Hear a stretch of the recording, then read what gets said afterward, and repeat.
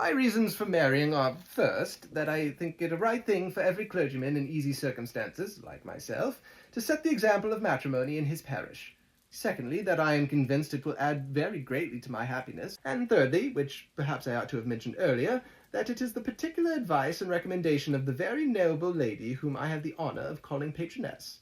Twice has she condescended to give me her opinion, unasked, too, on this subject, and it was but the very Saturday night before I left Hunsford, between our pools at Quadrille, while Mrs. Jenkinson was arranging Miss de Bourgh's footstool, that she said, "Mr. Collins, you must marry. A clergyman like you must marry.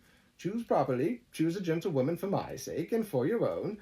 Let her be an active, useful sort of person, not brought up high, but able to make a small income go a good way.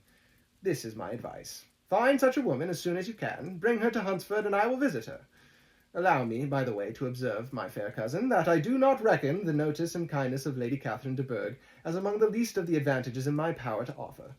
You will find her manners beyond anything I can describe, and your wit and vivacity I think must be acceptable to her, especially when tempered with the silence and respect which her rank will inevitably excite. Thus, much for my general intention in favour of matrimony, it remains to be told why my views were directed to Longbourn instead of my own neighbourhood, where I assure you there are many amiable young women.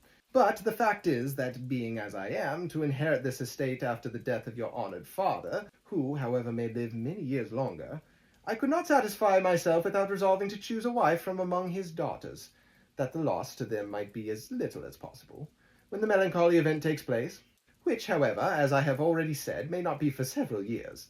This has been my motive, my fair cousin, and I flatter myself it will not sink me in your esteem. And now nothing remains for me but to assure you in the most animated language of the violence of my affection.